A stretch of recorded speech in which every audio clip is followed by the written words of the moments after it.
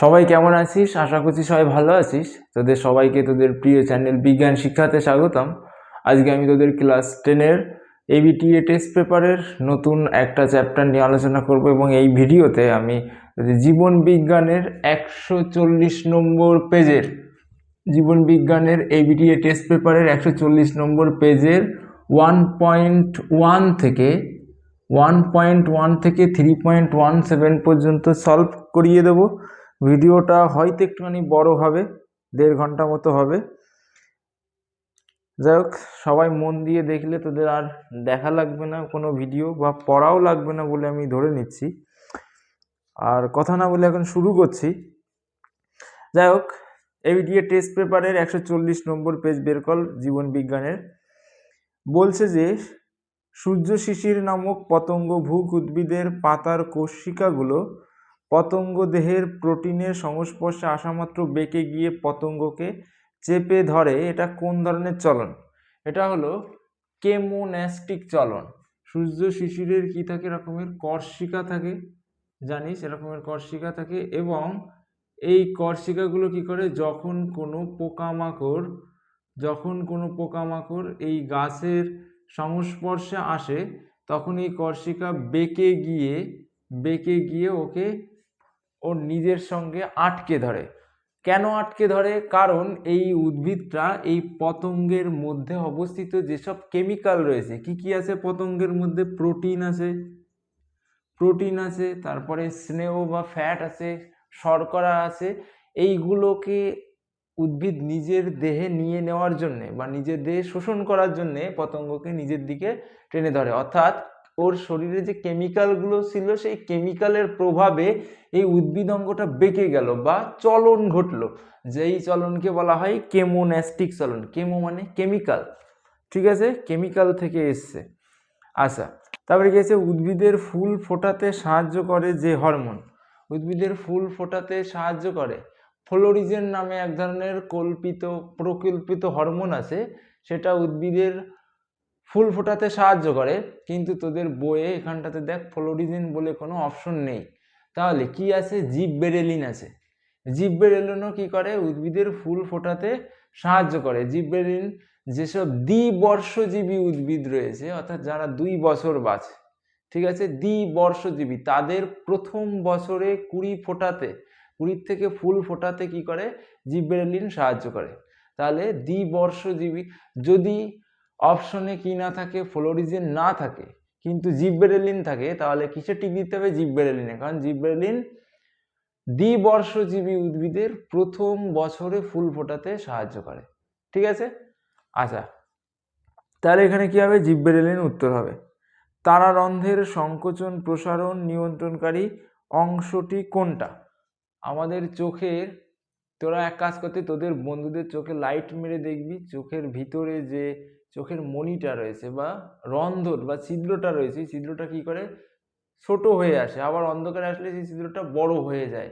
তাহলে এই যে ছোট হয়ে যাওয়া, বড় হয়ে যাওয়া, এটাকে কে নিয়ন্ত্রণ করে?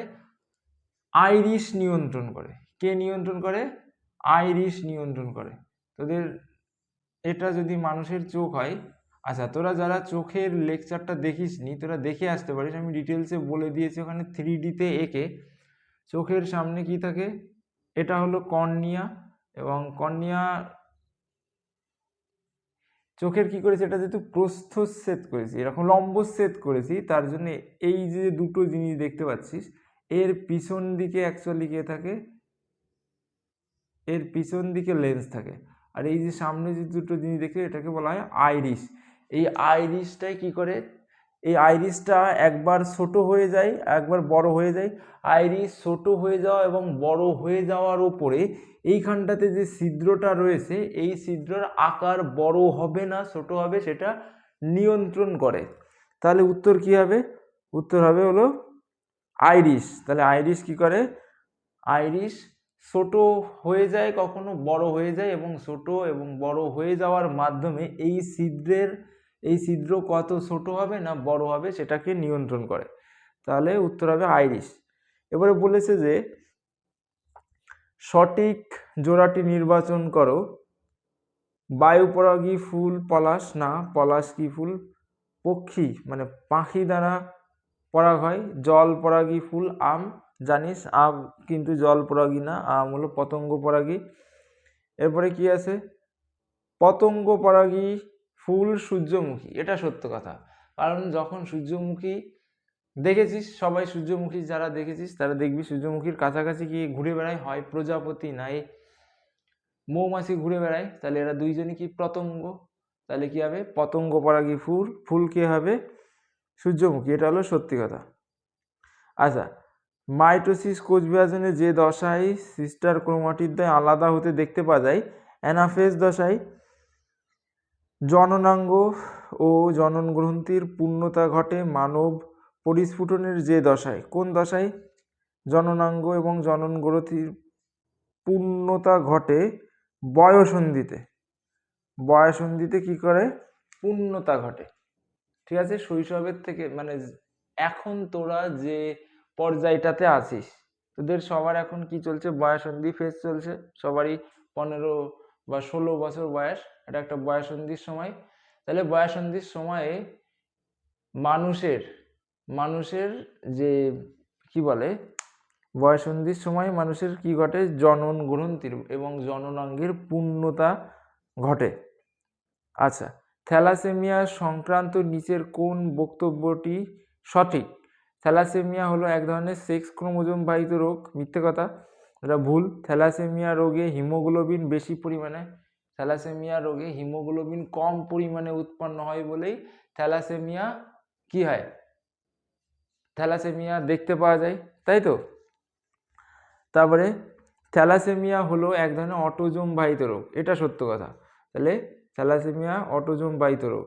এবার বলেছে 1.8 মেন্ডেলের এক সংকর জননের পরীক্ষায় একটি বিশুদ্ধ লম্বা মটর গাছের সঙ্গে একটি বিশুদ্ধ বেটে মটর গাছের সংকরায়ন ঘটানো হলে F2 জনুতে প্রাপ্ত সংকর লম্বা মটর গাছ কত শতাংশ হবে? আচ্ছা, কি বলেছে দেখ, কি বলেছে তোরা নিজেরাই করতে পারবি, এমনি উত্তর দিতে পারবি। বিশুদ্ধ বেটে আর বিশুদ্ধ লম্বা, তাহলে বিশুদ্ধ লম্বা টি আর বিশুদ্ধ বেটে টি, তাই তো, ছোটটি এদের দুইজনের সংকরায়ন ঘটালে কি হবে, প্রথম F1 জনুতে কি হবে সংকর লম্বা উৎপন্ন হবে, এবং F2 জনুতে কি হবে, এই সংকর লম্বার থেকে দুই ধরনের গ্যামেট উৎপন্ন হবে। এবার বাবার কাছ থেকে গ্যামেট উৎপন্ন হবে এবং মার কাছ থেকে উৎপন্ন হবে, তাই তো। এই নিচেরটা হলো ছেলের অর্থাৎ বাবার কাছ থেকে উৎপন্ন হয়েছে। আচ্ছা, তাহলে এই দুটোতে টি, এই টি বড়টি ছোটটি আর ছোটটি, তাহলে এইখানটাতে সবাই দেখতে পাচ্ছিস, এই যে চেকার বোর্ড দিলাম এইখানটাতে দুটো লম্বা, এটাও লম্বা এটাও লম্বা এটাও লম্বা, কিন্তু এই দুটো লম্বা কি সংকর লম্বা। কেন সংকর লম্বা? কারণ একটা বড়টি একটা ছোটটি রয়েছে, অর্থাৎ এই 100%-এর মধ্যে এই অর্ধেকটা মানে কি 50% কি হয়েছে, 50% হয়েছে সংকর লম্বা, তাহলে কত হবে 50% উত্তর হবে। আর মানুষের ক্ষেত্রে নিম্নলিখিত ক্রোমোজোম বিন্যাসগুলির মধ্যে যেটি একজন স্বাভাবিক পুরুষের ক্ষেত্রে প্রযোজ্য, তাহলে মানুষের শরীরে টোটাল কত আছে, 22 জোড়া অটোজোম এবং 2 জোড়া সেক্স ক্রোমোজোম। 22 জোড়া অটোজোম অর্থাৎ 44খানা অটোজোম ছেলে মেয়ে সবার কাছেই থাকবে, 44খানা ছেলে মেয়ে সবার কাছেই থাকবে। আর ছেলেদের কাছে কি থাকে, ছেলেদের কাছে যে সেক্স ক্রোমোজোম থাকে সেটা হলো একটা এক্স প্রকৃতির একটা ওয়াই প্রকৃতির। আর মেয়েদের ক্ষেত্রে কি হবে, মেয়েদের ক্ষেত্রে দুটোই এক্স প্রকৃতির, তাই তো। তাহলে কি হবে, ছেলেদের একজন স্বাভাবিক পুরুষের ক্ষেত্রে প্রযোজ্য কোনটি, তাহলে কি হবে সি দাগে দেখ 44 autosome plus XY sex chromosome রয়েছে। এবার বলেছে 1.10 দেখ, মাতৃদুগ্ধ নিঃসারণে সাহায্য করে কোন হরমোন, তাহলে প্রথমে যেটা রয়েছে সেটা হলো প্রোল্যাক্টিং হরমোন, ঠিক আছে, LTH, তাহলে এই LTH উত্তর হবে। বাকি যেগুলো দেখ, সোমাটোট্রপিক হরমোন, এটা কি, এটা হবে না, এটা হলো গ্রোথ হরমোন। অ্যাড্রিনোকর্টিকোট্রপিক হরমোন, তারপরে যেটা রয়েছে অ্যাড্রিনোকর্টিকোট্রপিক হরমোন, ওটাও হবে না। তাহলে এ দাগটা হবে, এ দাগের যেটা লিউটোট্রপিক হরমোন। লিউটোট্রপিক হরমোনের আরেক নাম হলো প্রোল্যাক্টিন হরমোন, যেটা মাতৃদুগ্ধ ক্ষরণে সাহায্য করে। তাহলে এটা উত্তর হবে। এরপরে গিয়েছে 11 দাগে, দেখ নিচের কোন জোড়াটি সঠিক নয় তা নির্বাচন করো। আচ্ছা, বলেছে যে আলু আর বুলবিল। আলু কি বুলবিল? দেখ বুলবিল কোনটা, এরকমের কন্দ দেখতে পাওয়া যায়, ঠিক আছে, কিছু কিছু উদ্ভিদের নিচে, যেরকমের মনে কর ওল গাছের বলতে পারিস, অথবা অ্যাগেভ, ঠিক আছে, এরকমের কি দেখতে পাওয়া যায়, কন্দ দেখতে পাওয়া যায়, সেইগুলোকে কি বলা হয়, সেইগুলো হলো বুলবিল। তাহলে আলুর কিন্তু এরকম কন্দ থাকে না। আলুর দেখবি, আলুর যদি মাটির নিচেই দেখিস, তাহলে আলুতে দেখতে হবে এরকমের শিকড় রয়েছে, তাই তো, ওর উপর দেখো আলু হয়ে আছে এরকম করে, এইগুলো কিন্তু বুলবিল না। তাহলে এটাই ভুল আছে। আচ্ছা, যদি কখনো এই প্রশ্নটা করতে কোনো অসুবিধা হয়, তখন এইগুলো দেখতে পাইস, পত্রমুকুল মানে কি, যেরকমের ধর পাতার যে কিনারাগুলো রয়েছে, পাতার এই কিনারার থেকে কি উৎপন্ন হচ্ছে, পাতার এই কিনারার থেকে গাছ উৎপন্ন হচ্ছে, কাদের, পাথরকুচির। তাহলে এটা উত্তর হবে না, এটা উত্তর হবে না, তাই তো। ওরা যেহেতু বলেছে মিথ্যে কোনটা, যেটা কোনটা ভুল। তারপরে অফসেট মানে কি, অফসেট মানে দুটো কিসের মধ্যে দূরত্ব, কচুরিপানা, এই একটা মনে কর কচুরিপানা রয়েছে, আর এই পাশে আর একটা কচুরিপানা রয়েছে, এই দুটো কচুরিপানার মধ্যে কি থাকে, ধাবক থাকে। কি থাকে, খর্বধাবক থাকে। খর্বধাবক মানে দুটো আলাদা আলাদা কচুরিপানা দেখেছিস, একটা কি দিয়ে যুক্ত হয়েছে, একটা কাণ্ডের মতো, যদিও কাণ্ড নয়, একে বলা হয় অফসেট বা খর্বধাবক।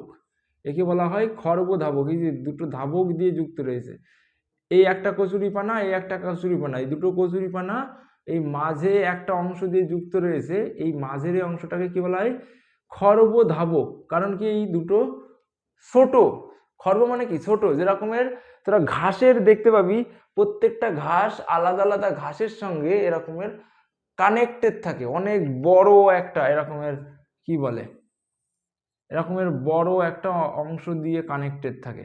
এইখানটাতে একটা ঘাস রয়েছে, এইখানটাতে একটা ঘাস রয়েছে, বড় একটা অংশ দিয়ে কানেক্টেড থাকে প্রত্যেকটা ঘাস। তাহলে এই যে বড় অংশ, এই অংশকে বলা হয় ধাবক। আর কচুরিপানার ক্ষেত্রে এই ধাবকটা ছোট, যার কারণে এটাকে খর্বধাবক, ইংরেজিতে অফসেট বলে। তাহলে এটাও হবে না, যেহেতু এটা ঠিক। আচ্ছা, আলুর কি, আলুর হলো স্ফীত কন্দ। আলুর এই যে এইগুলো স্ফীত কন্দ, এইগুলোকে স্ফীত কন্দ বলা হয়। তাহলে আলুর কি হবে না, বুলবিল হবে না, এটাই উত্তর হবে। আচ্ছা, কোন প্রকার দূষণে ইউট্রিফিকেশন ঘটায়, কোন প্রকার দূষণ ইউট্রিফিকেশন ঘটায়, জল দূষণে ইউট্রিফিকেশন ঘটে, তাই তো। কোন প্রকার দূষণ ইউট্রিফিকেশন ঘটায়, ইউট্রিফিকেশন হলো জলের কি বেড়ে যাওয়া, জলের ইউট্রিফিকেশনের বাংলা হলো অতি পুষ্টিকতা, অর্থাৎ জলের কি বেড়ে যাওয়া, জলের মধ্যে কি বলে, জলের মধ্যে পুষ্টির পরিমাণ বেড়ে যাওয়া, যেরকম ফসফেট জাতীয় কোনো জিনিস বেড়ে যাওয়া। ফসফেট জাতীয় জিনিস বেড়ে যেতে পারে কি করে, যদি জলে কোনোভাবে কেউ ডিটারজেন্ট জাতীয়, জলে দেখেছিস অনেকে কি করে, কাপড় কাচলে কি হবে, কাপড়ের যে ডিটারজেন্ট রয়েছে তার মধ্যে কি থাকে, ফসফেট থাকে, সেটা জলের সঙ্গে মিশে যাবে এবং জলে কি হবে, পুষ্টির পরিমাণ বেড়ে যাবে। ওই পুষ্টির পরিমাণ বেড়ে গেলে জলের মধ্যে যেসব উদ্ভিদগুলো রয়েছে, সেই উদ্ভিদগুলো বেশি পরিমাণে ওই পুষ্টি গ্রহণ করবে এবং বড় হবে, তারপরে অ্যালগাল ব্লুম দেখতে পাবে। এগুলো পরের আলোচনা। প্রথমে কি, জল দূষণ হলে কি হবে, জল দূষণ হলে ইউট্রিফিকেশন হবে, তাই তো। কোন প্রকার দূষণ ইউট্রিফিকেশন ঘটায়, তাহলে জল দূষণ ইউট্রিফিকেশন ঘটায়। আবার দেখ, এই প্রশ্নটা এরকমের হতে, মাটি দূষণও কিন্তু ইউট্রিফিকেশন ঘটায়। কি করে মাটি দূষণ ইউট্রিফিকেশন ঘটায়, মাটিতে যখন কেউ কৃষি জমিতে প্রচুর পরিমাণে সার প্রয়োগ করে, তখন বৃষ্টির জলের সঙ্গে ওই সারটা ধুয়ে গিয়ে আশেপাশে অবস্থিত নালাতে গিয়ে পড়ে। তাহলে সার মানে পুষ্টি, তাহলে ওই নালাতে গিয়ে পড়লে কি হয়ে গেল, নালাতে কিসের পরিমাণ বেড়ে গেল, পুষ্টির পরিমাণ বেড়ে গেল।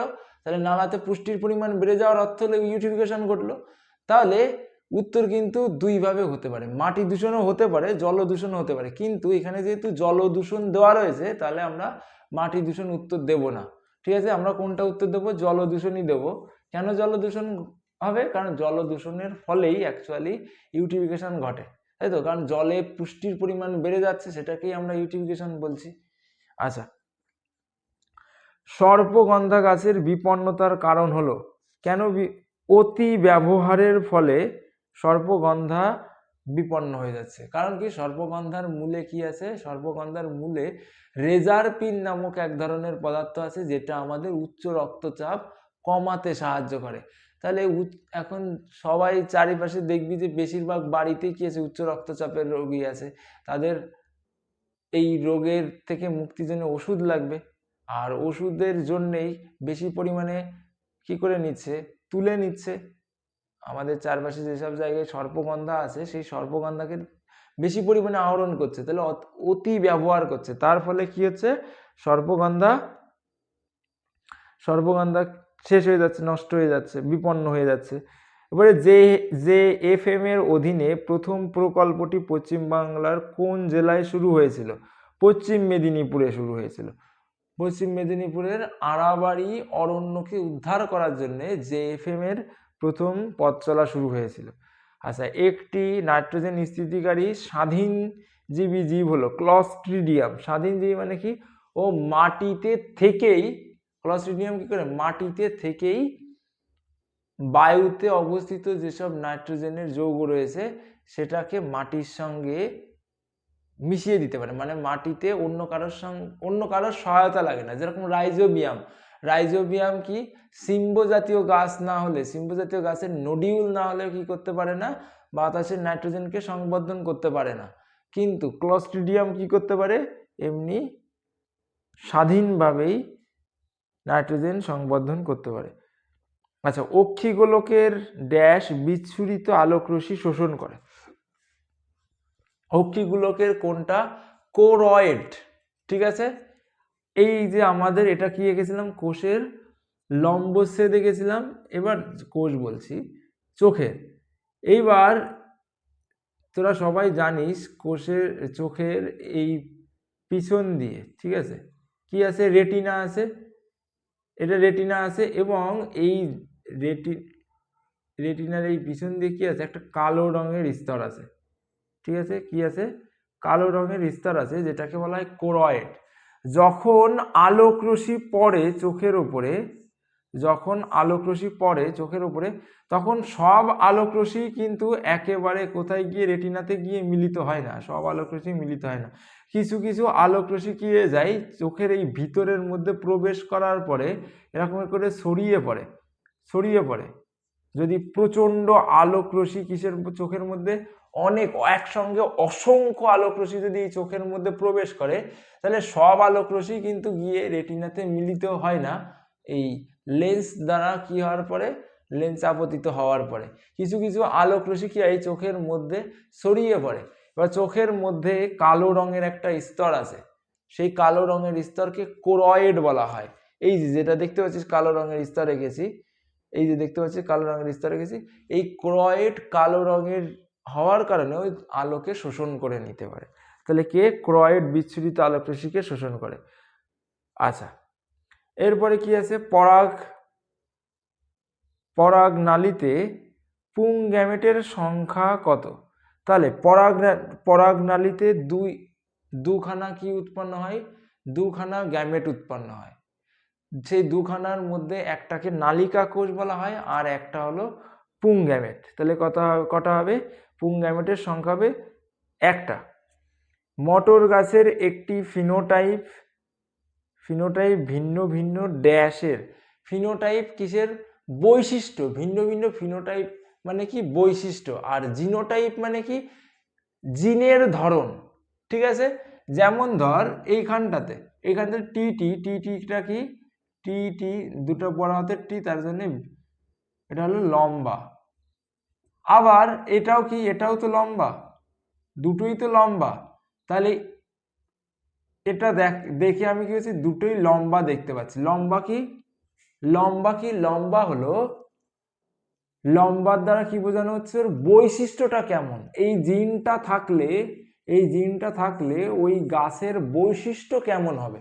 তাহলে লম্বাতে কি হয়ে যাচ্ছে, এই জিনিসটা দেখলে, এই জিনটা দেখলে আমরা কি দেখতে পাচ্ছি, লম্বা দেখতে পাচ্ছি। আবার এখানকার যে জিন এখানকার জিন আর এখানকার জিন কিন্তু আলাদা, অথচ দুইজনই লম্বা। তাহলে এই যে বৈশিষ্ট্য, এই বৈশিষ্ট্যটাকে কি বলা হয়, ফিনোটাইপ বলা হয়। আর এইখানটাতে জিনের বিন্যাস, এইখানটাতে দেখ দুটোই বড়টি, এখানটাতে একটা বড়টি একটা হলো ছোটটি, এই জিনের বিন্যাসকে কি বলা হয়, জিনোটাইপ বলা হয়। তাহলে বৈশিষ্ট্যটা কি, জিনের জন্য কোনো উদ্ভিদ বা প্রাণীর মধ্যে যে কেমন ধরনের বৈশিষ্ট্য উৎপন্ন হয়েছে, সেই বৈশিষ্ট্যটাকে কি বলা হয়, ফিনোটাইপ মানে কি, বৈশিষ্ট্য। আর জিনোটাইপ মানে কি, জিনের বিন্যাস কেমন। এইখানটাতে জিনের বিন্যাস কেমন দেখতে পাচ্ছিস, দুটো হলো বড় টি দেওয়া রয়েছে, এখানটা একটা বড় টি একটা ছোট টি, ওটা হলো জিনের বিন্যাস। মানে দুইজনের জিনের বিন্যাস আলাদা হওয়া সত্ত্বেও ওদের বৈশিষ্ট্য একই রকমের। আচ্ছা, তারপরে কি বলেছে, কোথায় গেল, ড্যাশ পায়রাকে অধিকতর প্লবতা প্রদান করে। কোনটা, পায়রার বায়ুথলি পায়রাকে কি অধিকতর, পায়রার ওজন কমিয়ে দেয়, পায়রাকে উড়তে সাহায্য করে। তারপর অম্ল বৃষ্টি হলো বায়ু দূষণের ফলাফল। বায়ুতে কি আছে, বায়ুতে নাইট্রোজেনের অক্সাইড মিশে থাকে, যেরকমের ধর নাইট্রোজেনের অক্সাইড কি, NO2 নাইট্রোজেন ডাইঅক্সাইড। এই নাইট্রোজেন ডাইঅক্সাইড জলের সঙ্গে মিশে গিয়ে কি উৎপন্ন করে, নাইট্রাস অ্যাসিড, আর কি উৎপন্ন করে, নাইট্রিক অ্যাসিড। এই দুই ধরনের অ্যাসিড উৎপন্ন করে, যার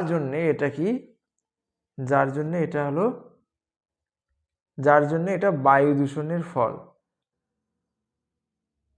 আচ্ছা, পশ্চিমবঙ্গের লথিয়ান দ্বীপ অভয়ারণ্যে কুমির সংরক্ষণ প্রকল্প গড়ে উঠেছে। কি গড়ে উঠেছে, কুমির সংরক্ষণ প্রকল্প।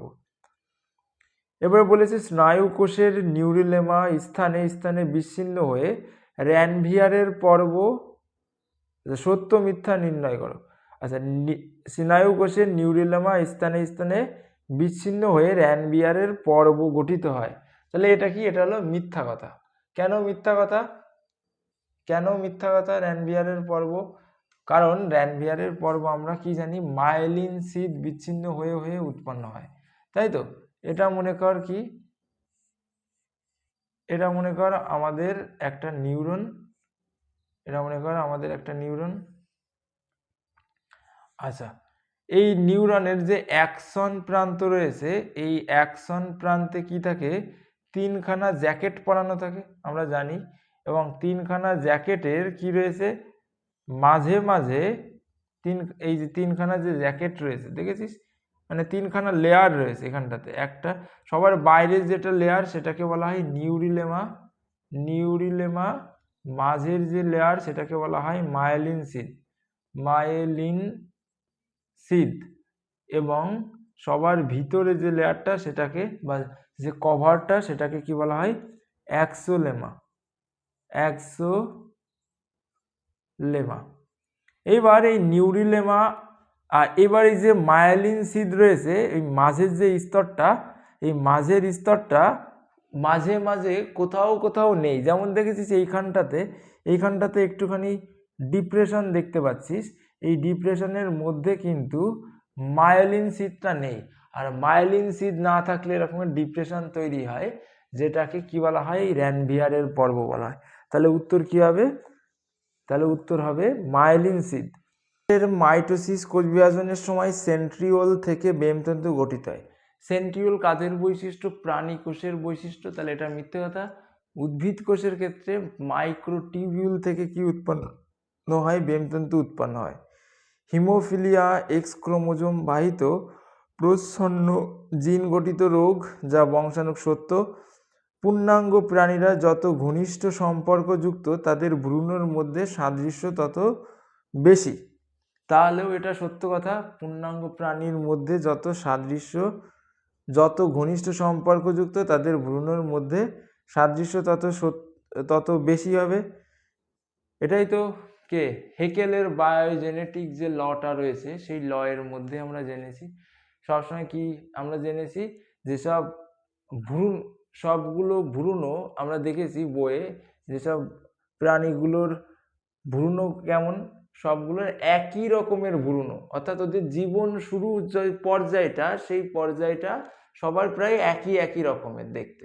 তারপরে কিছুদিন যাওয়ার পরে সময়ের সাথে সাথে ওদের ভ্রূণ কি হতে থাকে, আলাদা হতে থাকে পরস্পরের সঙ্গে, এবং যারা যত বেশি কাছাকাছি অবস্থিত তাদের ভ্রূণটা তত বেশি দিন ধরে কি হয়, একই রকমের দেখতে হয়।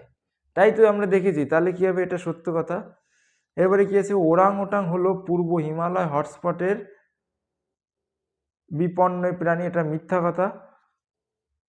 কারণ কি, ওরাং ওটাং কোথায় দেখতে পাওয়া যায়, বোর্নিওতে, সুমাত্রা দ্বীপপুঞ্জে দেখতে পাওয়া যায়। বোর্নিও সুমাত্রা দ্বীপপুঞ্জে সুন্দারল্যান্ডের অন্তর্গত।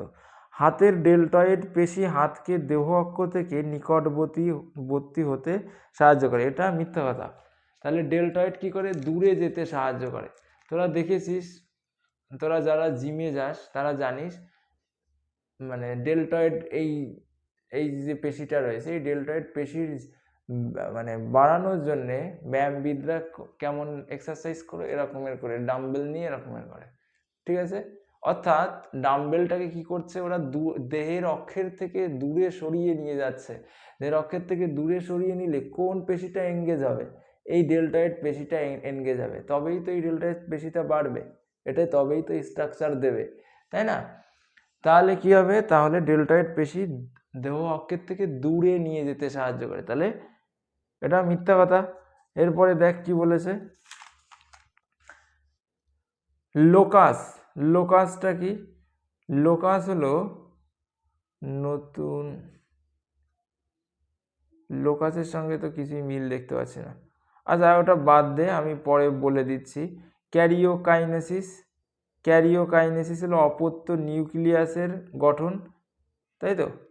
ক্যারিওকাইনেসিস অর্থাৎ নিউক্লিয়াসের বিভাজন। গ্রাফটিং এর ফলে স্টক আর সিয়ন গঠিত হয়। তারপরে কি আছে, ফড়িং ও পাখির ডানা, এটা কি সমবৃত্তীয় অঙ্গ। সমবৃত্তীয় অঙ্গ কি, যখন কোনো অঙ্গের কাজ একই কিন্তু ওদের গঠন আলাদা, তখন যেটাকে সমবৃত্তীয় অঙ্গ বলা হয়। যেরকমের ফড়িংয়ের যে পাখা আর পাখির যে পাখা, পাখির পাখাতে কি আছে, পেশি আছে, আর কি আছে, পাখির পালক আছে। কিন্তু ফড়িংয়ের যে পাখা, সেই ফড়িংয়ের পাখা কিন্তু তৈরি, সেই ফড়িংয়ের পাখা সম্পূর্ণ অন্য একটা কাইটিন নামক একটা কি বলে কেমিক্যাল দিয়ে তৈরি। তাহলে দুইজনের গঠন এবং দুইজনের যে কি বলে ওটাকে, দুইজনের গঠন আলাদা, কিন্তু রাসায়নিক গঠন আলাদা, কিন্তু কাজ একই করছে, ওড়ার কাজে সাহায্য করছে। তাহলে তার জন্য এটাকে কি বলা হচ্ছে, তার জন্য এটাকে কোথায় চলে গেল, সমবৃত্তীয় অঙ্গ বলা হচ্ছে। আচ্ছা, গাড়ির ধোঁয়াতে কি থাকে, সীসা থাকে। ইতর পরাগযোগে কি উৎপন্ন হয়, ইতর পরাগযোগে নতুন বৈশিষ্ট্যের উদ্ভব হয়। আচ্ছা লোকাসটা কি, লোকাসটা হলো ক্রোমোজোম, ঠিক আছে। ক্রোমোজোমের এমন একটা জায়গা যে জায়গাটাতে জিন অবস্থান করে, যে জায়গাটাতে কে অবস্থান করে, জিন। ক্রোমোজোমের মধ্যে কি থাকে, ডিএনএ থাকে, আর ডিএনএর মধ্যে এমন একটা জায়গা আছে যেই জায়গাটাতে জিন অবস্থান করে, অর্থাৎ অ্যালিল অবস্থান করে, সেটাকে কি বলা হয়, লোকাস। লোকেশন থেকে এসছে লোকাস, তাহলে কি হবে, লোকাসের সঙ্গে হবে ক্রোমোজোম, ঠিক আছে। তাহলে আর বাকিগুলো সবগুলোই বলে দিয়েছি। এবারে কি আছে, বিসদৃশ শব্দটি লেখো। 2.19 নম্বর দেখ কি আছে, থাইরয়েড স্টিমুলেটিং হরমোন TSH, তারপরে কি আছে, ফলিকল স্টিমুলেটিং হরমোন FSH, তারপরে কি আছে, লিউটিনাইজিং হরমোন, তারপরে ICSH। আচ্ছা দেখ, ফলিকল স্টিমুলেটিং হরমোন, তারপরে লিউটিনাইজিং হরমোন, তারপরে কি I C interstitial cell hormone, interstitial cell stimulating hormone, এইগুলো সব কি সেক্স হরমোন, তাই তো? এগুলো সব কি সেক্স হরমোন। তাহলে এগুলো কি হবে, আলাদা হবে কার তুলনায়, থাইরয়েডের তুলনায়। থাইরয়েড স্টিমুলেটিং হরমোন আমি মুছে দিচ্ছি, ঠিক আছে? এইখানটাতে আমি একটুখানি বুঝিয়ে দিই, ইম্পর্টেন্ট আছে খুব, ঠিক আছে? পরীক্ষার জন্য কিন্তু খুব ইম্পর্টেন্ট এই তিনটেই। দেখ আমাদের কনসেপ্টটা দেখ, সেটা হলো আমাদের প্রথমে আমি কি বোঝাই, প্রথমে আমি ফলিকল স্টিমুলেটিং হরমোন দেখাচ্ছি, আর তারপরে কি দেখাচ্ছি, তারপরে আচ্ছা তোরা এরকমের একটা চিত্র নিশ্চয়ই দেখেছিস, সেটা হলো ডিম্বাশয়, মহিলাদের ডিম্বাশয়, এরকমের চিত্র দেখেছিস না জরায়ুর?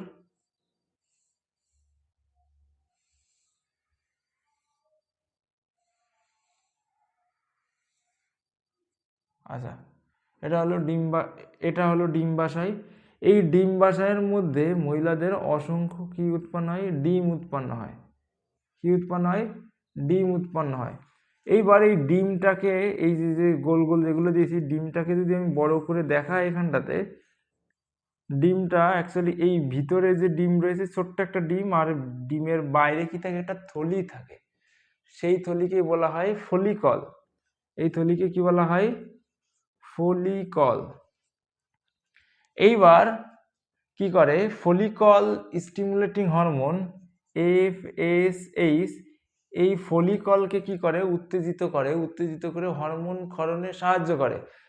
তার জন্য এফএসএইচকে ফলিকল স্টিমুলেটিং হরমোন বলে। তাহলে এটা কি, এটা হলো, এটা একটা মেয়েদের সেক্স অর্গান, তাহলে এটা কি হবে, তাহলে এটা ফলিকল স্টিমুলেটিং হরমোন হবে না। তারপরে কি আছে, লিউটিনাইজিং হরমোন, এলএইচ। দেখ লিউটিনাইজিং হরমোন কি, যখন যখন এই সবসময় ডিম, এই যে ডিমটা, এটা কি ডিম, মহিলাদের ডিম, ঠিক আছে? এই ডিমটা যে থলির মধ্যে রয়েছে, সারা দিন সারা জীবন কিন্তু এই থলির মধ্যে থাকে না। এই ডিমটা একটা সময় বাইরে বেরিয়ে আসে, বাইরে বেরিয়ে গেলে থলিটা এরকমের কুঁচকে যায়, আর বাইরে এরকমের ডিমটা বেরিয়ে থাকে।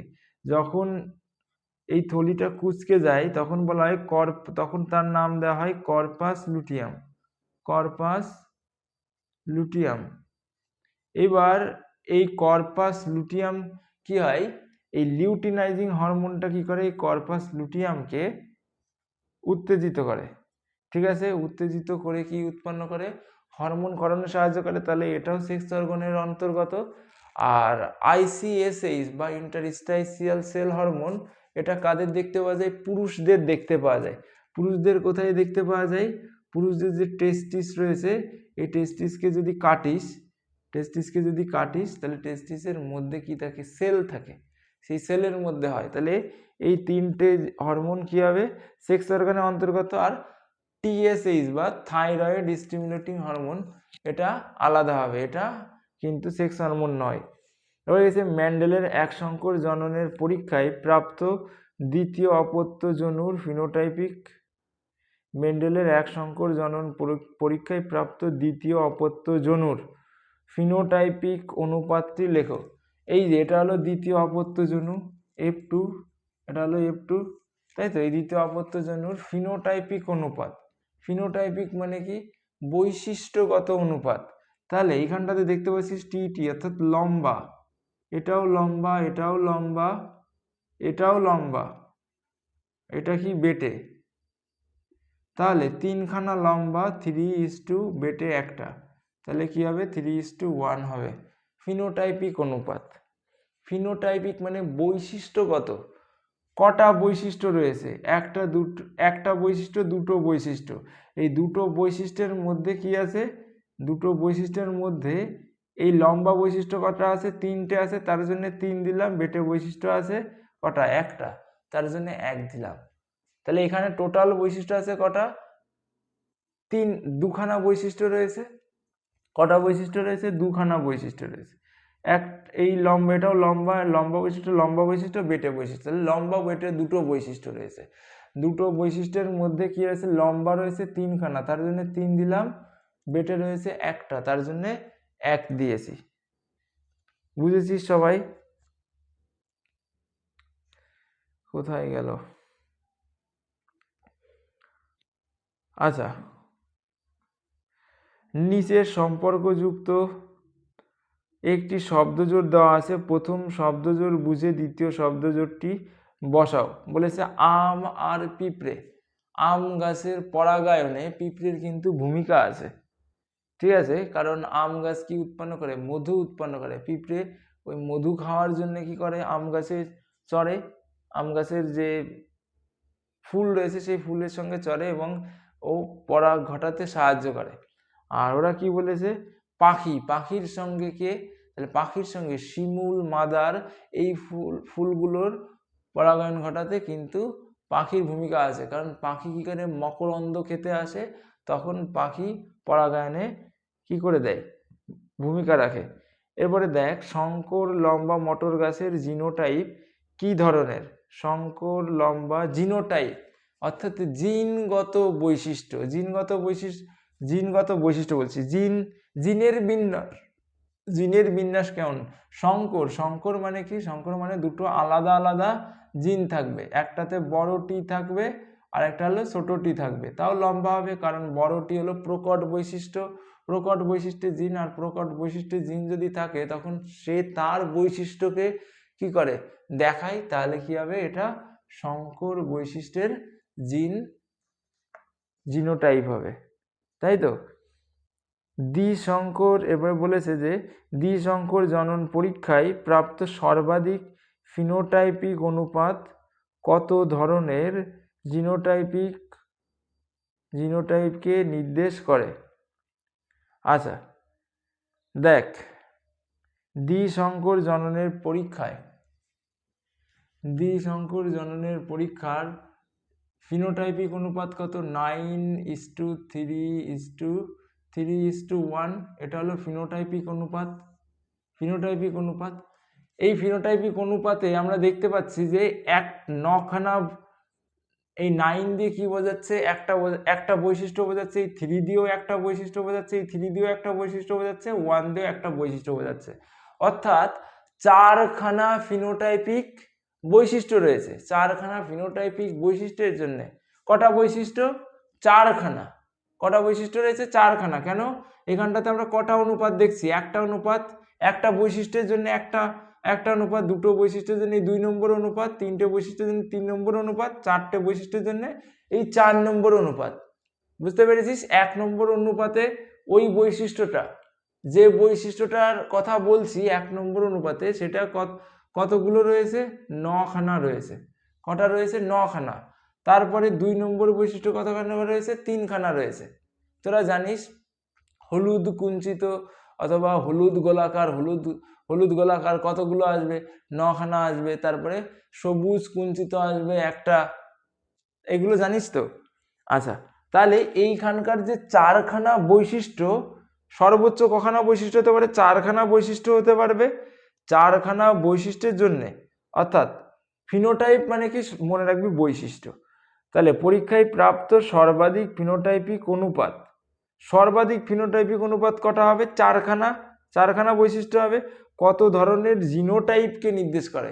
এই 4খানা বৈশিষ্ট্যের কতগুলো জিনোটাইপ হতে পারে, জিনগত বিন্যাস কত হতে পারে, কতগুলো হতে পারে? আমরা কি জানি? 121, 122 আর 412, তাই তো? তাহলে কতগুলো রয়েছে? 3 আর 3 6 আর 3 9। তাহলে 4খানা বৈশিষ্ট্যের জন্য 9খানা জিনোটাইপিক কি দেখতে পাবো? 9খানা জিনোটাইপকে নির্দেশ করে। 4খানা বৈশিষ্ট্যের জন্য কখানা? 9খানা, তাই তো? 9 রকমের জিনোটাইপ আমরা পাবো। আচ্ছা, অপসারী বিবর্তনের উদাহরণ দাও। অপসারী মানে কি? অপসৃত হয়ে গেছে, একটা জায়গার থেকে উৎপন্ন হয়ে ছড়িয়ে পড়া। তোদের ভৌত বিজ্ঞানে আমি পড়িয়েছিলাম, অপসৃত হয়ে যায়। কোন আলোক রশ্মি অপসৃত করে দেয়। কোন আলোক রশ্মির ফলে অপসৃত হয়ে যায়? কিসে বললে অপসৃত হয়ে যায়? তাই তো, ভৌতবিজ্ঞান বাদ দে। অপসৃত মানে কি? অপসৃত মানে কি হয়ে যাওয়া? ছড়িয়ে পড়া। তাহলে ছড়িয়ে যেতে কে সাহায্য করে? অপসৃত মানে কি? একই জায়গার থেকে উৎপন্ন হয়ে ছড়িয়ে পড়াকে বলা হয় অপসৃত হওয়া। এবার ওরা বলেছে, তাই গেল, এবার ওরা বলেছে যে অপসারী বিবর্তনের উদাহরণ দাও। এরকমের মানুষের হাত, কুকুরের পা, তারপরে ডলফিনের ফ্লিপার বা তিমির ফ্লিপার, এইগুলোর কাজ আলাদা হলেও কি এদের অ্যানাটমিক্যাল যে স্ট্রাকচার, এদের যে হাড়ের গঠন, এই হাড়ের গঠন দেখতে পাবি সবার একই রকমের গঠন। তাহলে এটাকে কি বলা হয়? অপসারী বিবর্তন বলা হয়। তিমির ফ্লিপারে কি হচ্ছে? তিমির ফ্লিপারের ক্ষেত্রে তিমিকে সাঁতার কাটতে সাহায্য করছে, আর মানুষের হাত মানুষকে কি করে? মানুষের হাত মানুষকে বিভিন্ন কাজ করতে, একটা জায়গার থেকে আরেকটা জায়গায় কোনো বস্তুকে নিয়ে যেতে, অথবা হাতের অনেক কাজ আছে, তাই না? তাহলে সেই কাজগুলো করতে সহায়তা করছে। তাহলে এটা কি? একটা অপসারী বিবর্তনের উদাহরণ। কেন অপসারী বিবর্তনের উদাহরণ? অপসারী মানে কি? ছড়িয়ে পড়া, একই নির্দিষ্ট জায়গার থেকে উৎপন্ন হয়েছে, কিন্তু ওদের কাজ কি হয়ে যাচ্ছে? ডাইভার্স হয়ে যাচ্ছে, ছড়িয়ে পড়ছে। বুঝতে পারলি? একই নির্দিষ্ট জায়গার থেকে উৎপন্ন হয়েছে, অর্থাৎ সবার গঠন একই রকমের। নির্দিষ্ট এক জায়গার থেকে যে জিনিস উৎপন্ন হবে তার গঠন তো একই রকমের হবে। আমি যদি কোনো কিছু বানাই, যেমন ধর আমি ভিডিও বানাচ্ছি তোদের জন্য, তাহলে আমি যেহেতু এই ভিডিওগুলো বানাচ্ছি, তাহলে এই প্রত্যেকটা ভিডিওর প্যাটার্ন একই রকমের হবে, তাই তো? কিন্তু এক একটা ভিডিও আমি এক একটা কনসেপ্টের উপরে আলোচনা করছি, এরকম করে বস। বুঝতে পেরেছিস? তাহলে কি হবে? আমি ডাইভার্স ভিডিও বানাচ্ছি, অনেকগুলো ফিল্ডে ভিডিও বানাচ্ছি, জীবন বিজ্ঞানেও বানাচ্ছি, ভৌত বিজ্ঞানেও বানাচ্ছি, ম্যাথসেও বানাচ্ছি।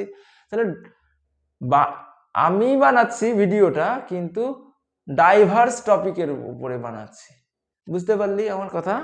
তখন সেটা কি হবে? অপসারী। আর অপসারী বিবর্তনে তাহলে একটা উদাহরণ কি হবে? তিমির ফ্লিপার আর মানুষের হাত। 4টি বিষয়ের মধ্যে 3টি একই বিষয়ের অন্তর্গত। তাহলে কি?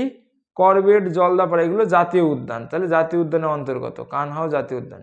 পৃথিবীতে জীববৈচিত্র্যের কারণটি কি? বিবর্তনের ফলে জীববৈচিত্র্য হয়েছে, তাই তো? আমরা সবাই জানি আমাদের সবার সৃষ্টি হয়েছিল, মানুষ বলিস আর গরু, ছাগল, ভাইরাস, ব্যাকটেরিয়া, যাই বলিস না কেন, তাদের সৃষ্টির সূচনা হয়েছিল কোথায়?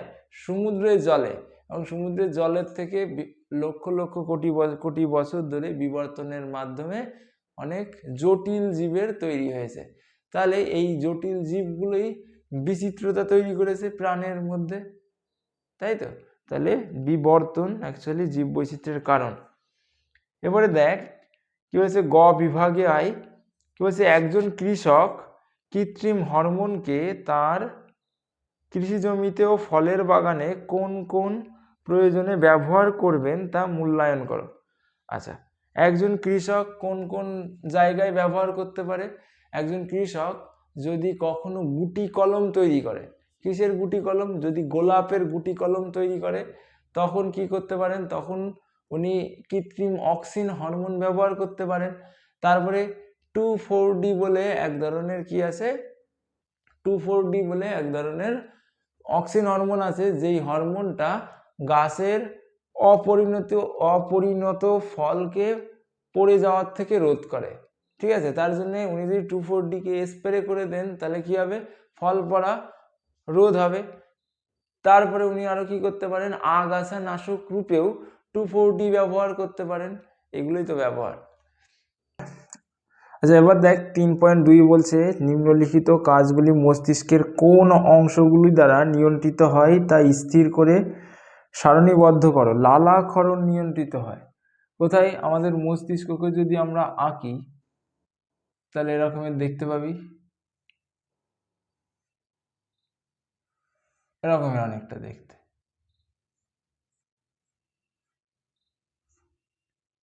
এরকমের দেখতে অনেকটা, সবাই দেখেছিস। এবার ওরা বলেছে যে মস্তিষ্কের এইখানটাতে যে কাজগুলো দিচ্ছে, লালাক্ষরণ নিয়ন্ত্রিত হয়। লালাক্ষরণ নিয়ন্ত্রিত হয় কোথার থেকে? আমাদের মস্তিষ্কের এই যে নিচে দেখেছি সরু একটা অংশ রয়েছে, যেটা আমাদের মেরুদণ্ড বরাবর চলে গেছে এরকমের টিউবের মতো, আমাদের পুরো একদম মেরুদণ্ড বরাবর এখান থেকে শুরু হয়ে নিচে অবধি চলে গেছে, যেটাকে বলা হয় সুষুম্না কাণ্ড। এবং সুষুম্না কাণ্ড যেখান থেকে শুরু হয়েছে, এই জায়গার থেকে সুষুম্না কাণ্ড শুরু হয়েছে, এটাকে বলা হয় সুষুম্না শীর্ষক। সুষুম্না শীর্ষক, এই সুষুম্নার শীর্ষকে, এই যে সুষুম্না শীর্ষক রয়েছে এইখান, এটাই কি করে? এটাই লালাক্ষরণ করতে এবং ঘাম নিঃসরণে সাহায্য করে। তাহলে সুষুম্না শীর্ষকটা কি করে? অর্থাৎ সুষুম্না কাণ্ডের ওপরে যে অংশটা, যেখান থেকে সুষুম্না কাণ্ড শুরু হয়েছে, সুষুম্না কাণ্ড কোনটা? নিচে টিউবের মতো একদম নিচে অবধি, আমাদের এই নিচে অবধি বিস্তৃত, যেটাকে বলা হয় সুষুম্না কাণ্ড। এবং সুষুম্না কাণ্ড যেখান থেকে শুরু হয়েছে সেটাকে বলা হয় সুষুম্না শীর্ষক। সুষুম্না শীর্ষক ঘাম নিঃসরণে এবং লালা নিঃসরণে সাহায্য করে। তারপরে এইখানটাতে ফোলা একটা অংশ দেখতে পাচ্ছিস মস্তিষ্কের এইখানটাতে, এগুলো পন্স বলা হয়। এই পন্সটা আমাদের মূত্র কি, আমাদের মূত্র নিঃসরণে সাহায্য করে, ঠিক আছে, মূত্র নির্গমনে সাহায্য করে। তারপরে কি আছে? দেহের ভারসাম্য নিয়ন্ত্রণ। দেহের ভারসাম্য নিয়ন্ত্রণে কে সাহায্য করে? এই পিছনে দেখি চাকার মতো যে অংশটা দেখতে পাচ্ছিস, এটাকে বলে লঘু মস্তিষ্ক। এই লঘু মস্তিষ্ক কি করে? আমাদের দেহের ভারসাম্য রক্ষাতে সাহায্য করে, ঠিক আছে। আচ্ছা, এবার দেখ, বলেছে তুমি বিদ্যালয়ের ফুটবল টিমের গোলরক্ষক হওয়ার সুবাদে খেলার সময় তোমার যে অস্থি সন্ধি ও পেশি ব্যবহৃত হয় তার তালিকা তৈরি করো। আচ্ছা, খেলার সময়, ফুটবল খেলার সময় মেইনলি ব্যবহৃত হবে পা, তাহলে পাতে কোন পেশিগুলো থাকবে? এরকমেরই তো হবে পা মানুষের, তাই না? পায়ের এই যে পিছনের দিকে ফোলা যে অংশটা দেখতে পাচ্ছিস, এটাকে কি বলা হয়? গ্যাস্ট্রোকনেমিয়াস। গ্যাস্ট্রোকনেমিয়াস। এই গ্যাস্ট্রোকনেমিয়াস পেশির কি ভূমিকা রয়েছে? গ্যাস্ট্রোকনেমিয়াস পেশি কি করে? দৌড়ানোর সময় এই পাকে মাটির থেকে তুলতে, পায়ের এই ওপরের অংশকে মাটির থেকে তুলতে সাহায্য করে, মানে পিছনের যে অংশটা রয়েছে গোড়ালিকে মাটির থেকে তুলতে সাহায্য করে, ঠিক আছে। কি করে? মাটির থেকে তুলতে সাহায্য করে গোড়ালিকে। এরপরে পাকে তুলে একদম উপরে আনতে বাইসেপস ফিমোরিস, বাইসেপস, বাই দন্তেশ্বর পয়সন দন্তেশ্বর, বাইসেপস ফিমোরিস নামক একটা পেশি কি করে? সাহায্য করে, ঠিক আছে। পায়েরটা গেল, তাহলে পায়ে কি আছে? Gastrocnemius, biceps femoris. এবার যখন ফুটবল আসবে তখন তুই তো এরকম করে ধরবি, অর্থাৎ হাত প্রথমে কি ছিল? এরকম রিল্যাক্স অবস্থায় ছিল। যখন এরকম করে ধরতে যাবি ফুটবল, তখন তোর এই দুটো হাতকে এরকমের করে দেহ অক্ষের কাছে নিয়ে আসতে কে সাহায্য করবে? দূরের থেকে কাছে নিয়ে আসতে এই সামনের যে কবজি রয়েছে, কবজিকে সামনে নিয়ে আসতে কে সাহায্য করবে? বাইসেপস। হাতের যে বাইসেপস রয়েছে, তাহলে বাইসেপস টেনে কাছে নিয়ে আসতে সাহায্য করলো। তাহলে হাতের ক্ষেত্রে কোন পেশি? হাতের ক্ষেত্রে বাইসেপস সাহায্য করবে, বাইসেপস পেশির সাহায্য হবে, ঠিক আছে। তারপরে কিসের সাহায্য হবে? আর বলেছে যে আমাদের কি বলে, আর কোন ধরনের অস্থি সাহায্য করবে? তাহলে কোন ধরনের অস্থি সাহায্য করবে? পায়ের যে হাঁটুর সঙ্গে আমাদের এই যে ফিমার রয়েছে, এই যে পা, এই পায়ের এখানটাতেই তো হাঁটু থাকবে, তাহলে এই হাঁটুর সঙ্গে, হাঁটুতে কি আছে? হাঁটুতে একটা কি রয়েছে? জয়েন্ট রয়েছে, যেটাকে বলা হয় হিঞ্জেস জয়েন্ট। তাহলে হিঞ্জেস জয়েন্ট কি হবে? বা হিঞ্জ অস্থিসন্ধি কি করবে? সাহায্য করবে। তারপরে কি আছে? আমাদের যে কোমরের সঙ্গে, তাই তো, আমাদের যেটাকে পেলভিস বলা হয়, পেলভিসের সঙ্গে ফিমার যুক্ত হয়ে আছে, তাই তো। পেলভিস কেমন দেখতে হয়, এরকমেরই তো দেখতে হবে এক পাশের থেকে। আচ্ছা, এইখান থেকে কি বেরিয়ে আসবে, এখান থেকে পায়ের যে হাড় রয়েছে এটা বেরিয়ে আসবে, তাহলে পেলভিসের এখানটাতে কি রয়েছে, পেলভিস মানে বুঝেছিস তো, এই যে ভিতরে যে অংশটা রয়েছে, মাজার কোমর, দেখতে পাচ্ছিস না হয়তো ক্যামেরার মধ্যে আমি যেটা দেখাতে যাচ্ছি, মানে কোমরের যে অংশটা, বুঝতে পেরেছিস, এটাকে পেলভিস বলা হয়। পেলভিসের সঙ্গে আমাদের পায়ের একটা জয়েন্ট রয়েছে না, বল আর সকেট জয়েন্ট বলা হয়। তাহলে বল আর সকেট এবং হিঞ্জ দুটো অস্থিসন্ধি কি করে কাজে লাগে, তাহলে লিখবি সেটা, বল সকেট অস্থিসন্ধি এবং হিঞ্জ, এই দুটো কিসে কাজে লাগে, এই দুটো কোথায় গেল, এই দুটো ফুটবল খেলার সময় কাজে লাগে। তারপরে বলেছে যে সাইকেল চালানোর সময় যে সকল প্রতিবত্ত ক্রিয়ার সাহায্য নিতে হয়, তাহলে সাইকেল চালানোর সময় কোন ধরনের প্রতিবত্ত ক্রিয়ার সাহায্য নিতে হয়, সাইকেল চালানোর সময় আমাদের অর্জিত প্রতিবত্ত ক্রিয়ার সাহায্য নিতে হয়। অর্জিত প্রতিবত্ত ক্রিয়া কি, যেই কাজগুলো আমরা বারবার প্র্যাকটিস করার মাধ্যমে অর্জন করি, সেই কাজগুলোকে, সেই প্রতিবত্ত ক্রিয়াকে আমরা কি বলি, অর্জিত প্রতিবত্ত ক্রিয়া বলা হয়। যেরকমের গিটার বাজানো বা কোনো বাদ্যযন্ত্র বাজানো, অনেকে দেখবি গিটার চোখ বন্ধ করে বাজাচ্ছে, তাহলে কি করে পেরেছে, অসংখ্যবার প্র্যাকটিস করার পরে ওটা ওর কি হয়ে গেছে, প্রতিবত্ত ক্রিয়া রূপে হয়ে গেছে, যার কারণে ও ওইভাবে বাজাতে পারে। তার জন্যে তারপরে কি আছে, তারপরে গান গাওয়া অথবা ছবি আঁকা, এগুলো কি ও অর্জন করতে হয়। তাহলে কি সাইকেল চালানো কি করতে, অর্জন করতে। একবার যদি কেউ কোনো প্রতিবত্ত ক্রিয়া অর্জন করে নেয়, তার আর কি হয় না, সে কোনো দিনও সেই জিনিসটা আর ভোলে না, তাই তো। তাহলে কি হবে, ওটা অর্জিত প্রতিবত্ত ক্রিয়া। তাহলে যে সকল প্রতিবত্ত ক্রিয়ার সাহায্যে, অর্জিত প্রতিবত্ত ক্রিয়ার কথা লিখতে হবে, তার যে কোনো দুটি প্রতিবত্ত ক্রিয়া। এরপরে কি আছে 3.5 থেকে বল, তোমার বন্ধুর হাতে একটি টিউমার তৈরি হয়েছে, এর সাথে কোষ বিভাজন নিয়ন্ত্রণের সম্পর্ক স্থাপন করো। এবার বন্ধুর হাতের টিউমার তৈরির সঙ্গে কিসের সম্পর্ক রয়েছে, হাতের যে কোষ বিভাজন, সেই কোষ বিভাজন যদি অনিয়ন্ত্রিতভাবে হয়, তখন আমাদের কি তৈরি হতে পারে, টিউমার হতে পারে। তাহলে কোষ বিভাজনকে নিয়ন্ত্রণ করে কি, আমাদের শরীরে কোষ বিভাজনের জন্য দুখানা কি আছে, ফেজ আছে, একটা হলো ইন্টারফেজ আর একটা মাইটোটিক ফেজ। এই ফেজের মধ্যে আবার কি আছে, অনেকগুলো রক্ষী বলতে পারিস বা অনেকগুলো চেক পয়েন্ট আছে। সেই চেক পয়েন্টগুলো কি করে, সেই চেক পয়েন্টগুলো ঠিক করে দেয় এই কোষটা কি বিভাজনের যোগ্য নাকি বিভাজনের যোগ্য নয়। যদি সেই চেক পয়েন্টগুলো কোনো কারণে ব্যর্থ হয়ে যায়, এটা চেক করতে যে ব্যর্থ হয়ে যায় যে এই কোষ বিভাজনের জন্য ঠিক আছে কি ঠিক নেই, তখনই কি হয়ে যায়, তখনই আমাদের অনিয়ন্ত্রিত কোষ বিভাজন হয় এবং টিউমার গঠন হয়। তাহলে তোরা প্রশ্নটা লিখবি কি করে, দেখ, প্রথমে আমাদের কি করতে হবে, বের করতে হবে যে কোষ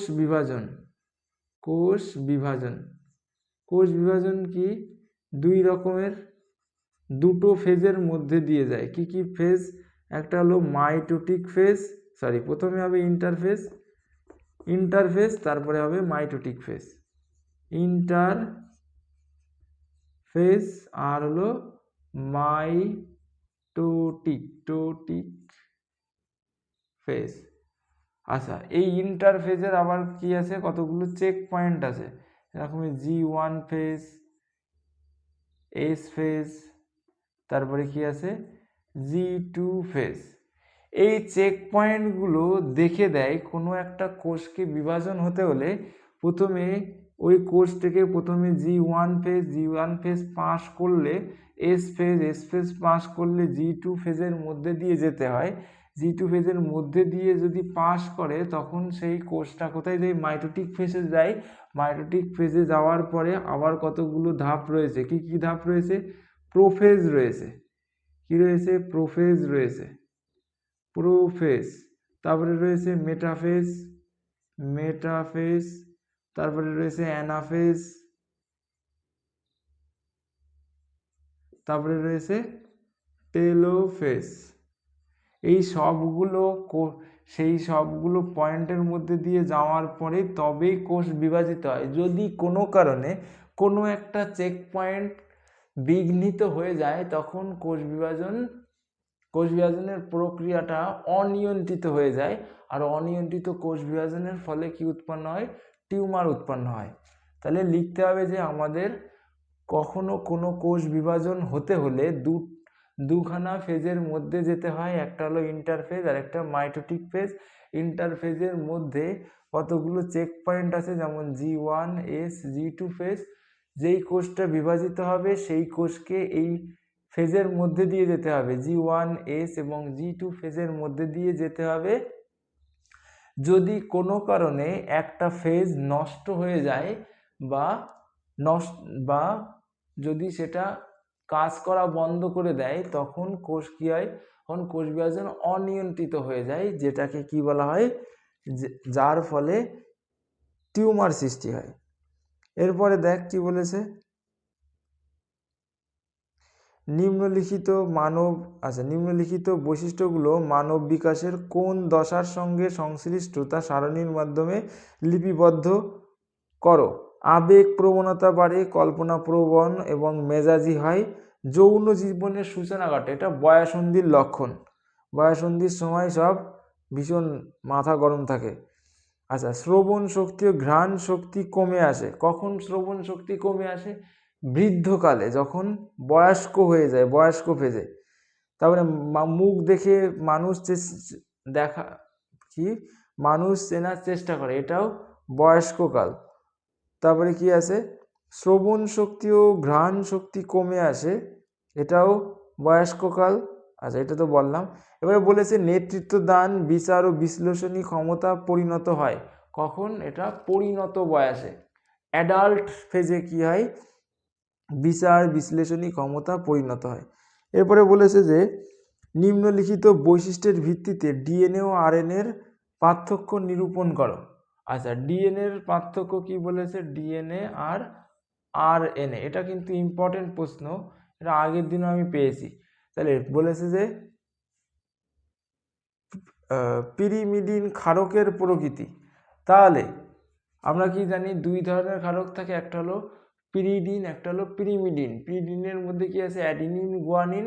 আর পিরিমিডিনের মধ্যে সাইটোসিন, থাইমিন আর ইউরাসিল। তাহলে ডিএনএতে কি আছে? সাইটোসিন আর থাইমিন আছে। আর আরএনএতে কি আছে? আরএনএতে আছে সাইটোসিন আর ইউরাসিল, তাই তো? সাইটোসিন আর ইউরাসিল। আর ডিএনএর যে শর্করা, 5 কার্বনযুক্ত শর্করা, সেটা কেমন? ডিএনএর 5 কার্বনযুক্ত শর্করা হলো কেমন প্রকৃতির? Deoxyribonucleic acid. আর আরএনএর কেমন? Ribonucleic acid. আরএনএর শর্করাটা কেমন? Ribonucleic acid. এবার বলেছে যে ভারতে 3.8 দেখ ভারতবর্ষের বিভিন্ন রাজ্যের তথা পশ্চিমবঙ্গে কন্যা সন্তান জন্ম দেওয়ার জন্য মায়েরা লাঞ্ছিত হন। এই সমস্যার সঙ্গে লিঙ্গ নির্ধারণ সম্পর্কিত বংশগতির সম্পর্ক প্রতিষ্ঠা করো। আচ্ছা, তাহলে দেখ, এটা অ্যাকচুয়ালি অনেক জায়গা আছে আমাদের পশ্চিমবঙ্গে যেই জায়গাটাতে ছেলে হবে না মেয়ে হবে, মেয়েদেরকে কি করে দেখা হয়? হীন করে দেখা হয়। হীন করে মানে ছোট চোখে দেখা হয়। অনেক জায়গা আছে পশ্চিমবঙ্গে এখনো মেয়েদেরকে কি করা হয়? মেয়েদেরকে মূল্যই দেওয়া হয় না। কিন্তু এখন মেয়েরাও কি হচ্ছে? ডাক্তার, ইঞ্জিনিয়ার হচ্ছে ছেলেদের সঙ্গে সমান তালে। তাহলে এবার ব্যাপার হলো যে এই ক্ষেত্রে কাদের দোষ দেওয়া হয়? মাদেরকে দোষ দেওয়া হয়। কিন্তু ছেলে হবে না মেয়ে হবে, আদতে ছেলে হবে, সন্তান ছেলে হবে না মেয়ে হবে, এটাতে কিন্তু মারও ভূমিকা নেই, বাবারও ভূমিকা নেই, এটা সম্পূর্ণ দৈব ঘটনা। কিন্তু যদি কাউকে দোষ দিতেই হয় তাহলে সেই দোষটা কাদের উপর যায়? পিতার উপরে যায়। যদিও এটা সম্পূর্ণ দৈব ঘটনা, ঠিক আছে, কারোরই দোষের নয়, তাও যদি কারোর মনে হয় কাউকে দোষ দিতে হয়, তাহলে এই দোষটা কার ঘাড়ে দেওয়া যেতে পারে? পিতার ঘাড়ে দেওয়া যেতে পারে। ঠিক আছে, কেন পিতার ঘাড়ে দেওয়া যেতে পারে? দেখ, কারণ হলো মেয়েরা সবসময় এক্স এক্স ক্রোমোজোম কি করে ওদের শরীরের মধ্যে আছে, মেয়েদের শরীরে, আর ছেলেদের শরীরের মধ্যে কি আছে? এক্স আর ওয়াই ক্রোমোজোম রয়েছে। এবার দেখ, যদি মায়ের শরীরের থেকে এক্স ক্রোমোজোম এসে বাবার শরীরের এক্স ক্রোমোজোমের সঙ্গে মিলিত হয়, তাহলে কি উৎপন্ন হবে? এক্স এক্স রূপে মেয়ে উৎপন্ন হবে। আর যদি মার শরীরের এক্স ক্রোমোজোমের সঙ্গে বাবার শরীরের ওয়াই ক্রোমোজোম মিলিত হয়, তাহলে এক্স ওয়াই রূপে ছেলে উৎপন্ন হবে। ঠিক আছে, তাহলে এখান থেকে দেখতে পাচ্ছিস মার থেকে তো শুধুমাত্র কি যাচ্ছে? এক্স ক্রোমোজোমই যাচ্ছে। আর বাবার ক্ষেত্রে হয় এক্স যাচ্ছে নাই ওয়াই যাচ্ছে। মার থেকে যদি এক্স যায়, বাবার থেকেও যদি এক্স আসে, তাহলে সেটা মেয়ে হবে। মার থেকে যদি এক্স যায়, বাবার থেকে যদি ওয়াই যায়, তাহলে সেটা কি হবে? ছেলে হবে। তাহলে সন্তান ছেলে হবে না মেয়ে হবে, এটা সম্পূর্ণ কার উপরে যাচ্ছে? পিতার কোন ক্রোমোজোমটা কি বলে মায়ের সঙ্গে নিষিক্ত হবে, তার উপরে যাচ্ছে, তার উপরে নির্ভর করছে। তার জন্য আমরা কি বলতে পারি? সন্তান ছেলে হবে না মেয়ে হবে। এটাতে সম্পূর্ণ কার ভূমিকা রয়েছে? পিতার ক্রোমোজোমের ভূমিকা রয়েছে। পিতার কোন ক্রোমোজোমটা মার কোন ক্রোমোজোমের সঙ্গে মিলিত হচ্ছে, অর্থাৎ মার থেকে তো এক্স ক্রোমোজোমই যাচ্ছে, তাহলে মায়ের কোনো ভূমিকাই নেই। পিতার এক্স না ওয়াই ক্রোমোজোম মিশছে, তার উপরে নির্ভর করছে। বুঝতে পারলি? এবারে বলেছে মোটর গাছের বীজের ক্ষেত্রে মেন্ডেলের নির্বাচিত প্রকট ও প্রচ্ছন্ন বৈশিষ্ট্যগুলো লেখো। আচ্ছা, এই পাশে আমি লিখছি প্রকট বৈশিষ্ট্য, প্রকট, আর কি এটা হলো প্রচ্ছন্ন। এটাও কিন্তু ইম্পর্টেন্ট প্রশ্ন। প্রকট বৈশিষ্ট্যের মধ্যে কি আছে? বীজের আকৃতি, বীজটা কেমন হবে? গোলাকার না কুঞ্চিত? তাহলে গোলাকার বৈশিষ্ট্য কেমন? গোলাকার বৈশিষ্ট্য হলো প্রকট বৈশিষ্ট্য। প্রচ্ছন্ন বৈশিষ্ট্য কি? কুঞ্চিত বৈশিষ্ট্য। আচ্ছা, প্রকট বৈশিষ্ট্য কি? বীজটা কেমন হবে? হলুদ হবে, মানে ভিতরে যেটা থাকে, দেখেছিস তো মোটর, দেখেছিস তো মোটর কেমন হয়? এরকমের হয়।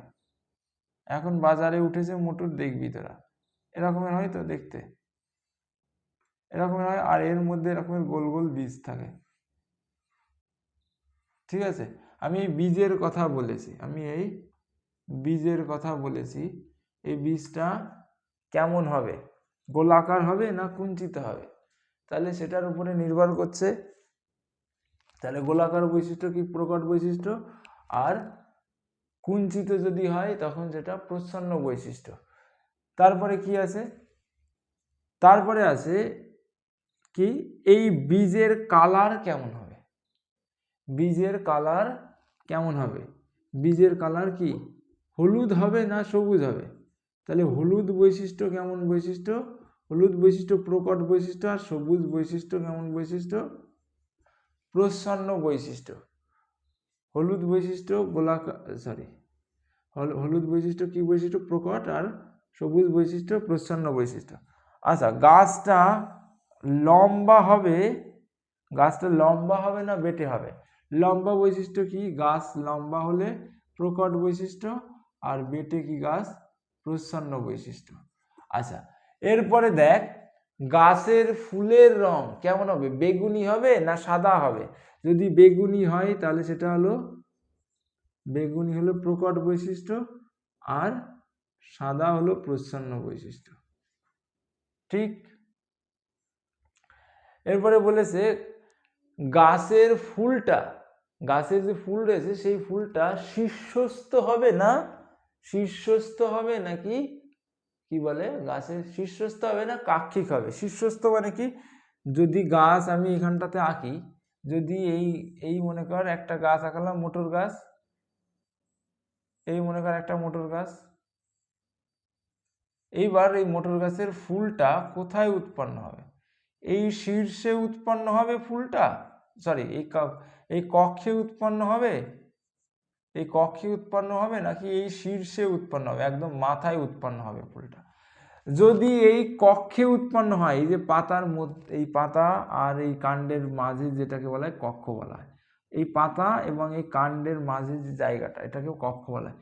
যদি এই কক্ষে উৎপন্ন হয় তখন যেটা কাক্ষিক বলা হয়। কাক্ষিক বৈশিষ্ট্য হলো প্রকট বৈশিষ্ট্য। কাক্ষিক বৈশিষ্ট্য কি বৈশিষ্ট্য? প্রকট বৈশিষ্ট্য। আর কি বলে শীর্ষস্থ বৈশিষ্ট্য, কেমন বৈশিষ্ট্য? প্রচ্ছন্ন বৈশিষ্ট্য। তাহলে এটা কি হবে? শীর্ষস্থ, আর এটা হলো কাক্ষিক। আরেকটা কি আছে? এই মোটরের বাইরের যে আবরণটা রয়েছে, এই আবরণটা খাঁজে যুক্ত হবে নাকি খাঁজ ছাড়াই হবে? খাঁজ ছাড়া যেটা হয় সেটা হলো প্রকট বৈশিষ্ট্য, আর খাঁজ যুক্ত যদি হয় সেটা প্রচ্ছন্ন বৈশিষ্ট্য। তাহলে খাঁজ যুক্ত হলে কি হবে? প্রচ্ছন্ন বৈশিষ্ট্য হবে, আর খাঁজ ছাড়া হলে, অর্থাৎ খাঁজ ছাড়া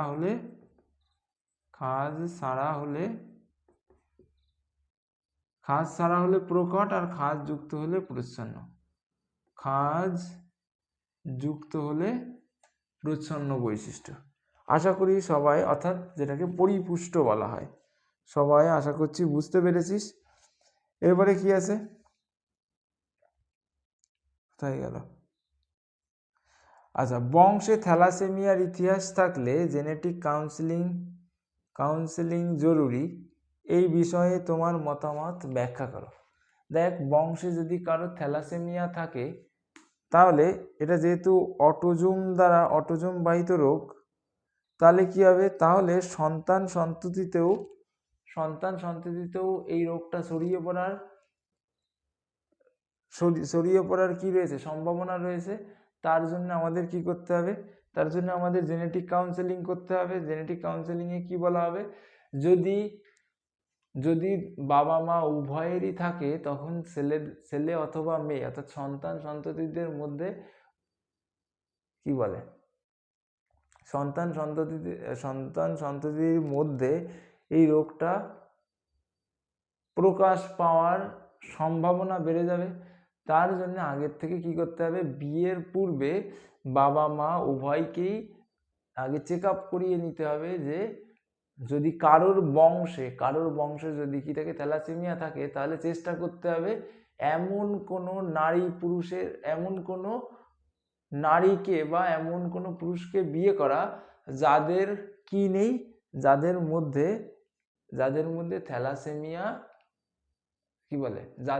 থ্যালাসেমিয়া নেই। কারণ যদি এমন দুজনের মধ্যে বিয়ে হয় যাদের কি রয়েছে, মাইনর থ্যালাসেমিয়া রয়েছে, তাদের দুইজনেরই মাইনর থ্যালাসেমিয়া রয়েছে, তাহলে কি হতে পারে? তাদের সন্তান সন্ততির মধ্যে থ্যালাসেমিয়া প্রবেশ হতে পারে, প্রকট আকার ধারণ করতে পারে। তার জন্য জেনেটিক কাউন্সেলিং করতে হবে। আচ্ছা, এরপরে কি আছে? এরপরে বলেছে যে একটি খাদক মাছের উপস্থিতি অনুভব করে ভাসতে থাকা। দেখ, এখানে একটুখানি মুছতে হবে, ঠিক আছে?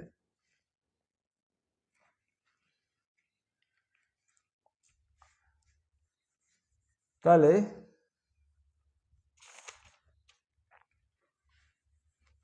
কি বলেছে? কোথায় গেল? পোনা মাছটি জলের গভীরে প্রবেশ করলো। আচ্ছা, মাছটা জলের গভীরে প্রবেশ করলো। মাছের জলের গভীরে প্রবেশ করতে কে সাহায্য করে? মাছের জলের গভীরে প্রবেশ করতে মাছের পটকা সাহায্য করে, তাই তো? মাছের পটকা দিয়ে এবার পরীক্ষার জন্য আসতে পারে, খুব ইম্পর্টেন্ট, বারবার এটা আসছে, ঠিক আছে? মাছের পটকার ভূমিকা কি? দেখ, মাছের পটকার কি আছে? এরকমের দুখানা প্রকোষ্ঠ রয়েছে। কি আছে? দুখানা প্রকোষ্ঠ। সামনে যেটা থাকে সেটাকে অগ্রপ্রকোষ্ঠ, আর পিছনে যেটা থাকে সেটাকে বলা হয় পশ্চাৎ প্রকোষ্ঠ। পশ্চাৎ প্রকোষ্ঠের যে শিরা উপশিরা রয়েছে পিছনের দিকে, এই যে যেটা আঁকছি এখন, এটা হলো শিরা উপশিরা আঁকাচ্ছি, এটাকে রেটিয়া মিরাবিলিয়া বলা হয়। কি বলা হয়? রেটিয়া মিরাবিলিয়া। আর এটা হলো পশ্চাৎ প্রকোষ্ঠ, পিছনে আছে তার জন্য পশ্চাৎ। আর এটা হলো অগ্র প্রকোষ্ঠ। এই অগ্র প্রকোষ্ঠের এইখানটাতে কি থাকে? রেড গ্রন্থি থাকে। কি থাকে? রেড গ্রন্থি। এই রেড গ্রন্থি কি উৎপন্ন করে? গ্যাস উৎপন্ন করে। গ্যাস উৎপন্ন করলে কি হয়? এই অগ্র প্রকোষ্ঠটা ফুলে ওঠে। অগ্র প্রকোষ্ঠটা ফুলে উঠলে কি হয়? মাছ জলের উপরের দিকে, মাছের ওয়েট কমে যায়, মাছ জলের উপরে ভেসে ওঠে। এবার মাছের যখন নিচেই নামার ইচ্ছা হয় তখন এই গ্যাসটা কোথায় চলে যায়? পশ্চাৎ প্রকোষ্ঠে চলে যায়। কারণ অগ্র প্রকোষ্ঠ আর পশ্চাৎ প্রকোষ্ঠের মধ্যে কি আছে? একটা দরজার মতো জায়গা রয়েছে। তাহলে এই দরজা দিয়ে কোথায় চলে যায়? এই গ্যাসগুলো পশ্চাৎ প্রকোষ্ঠে চলে যায়। আর পশ্চাৎ প্রকোষ্ঠে এই রেটিয়া মিরাবিলিয়া আঁকলাম, এই রেটিয়া মিরাবিলিয়া এই গ্যাসগুলোকে শোষণ করে। আর মাছের তখন কি হয়ে যায়? মাছের তখন প্লবতা বেড়ে যায় আর মাছ জলের নিচেই চলে আসে।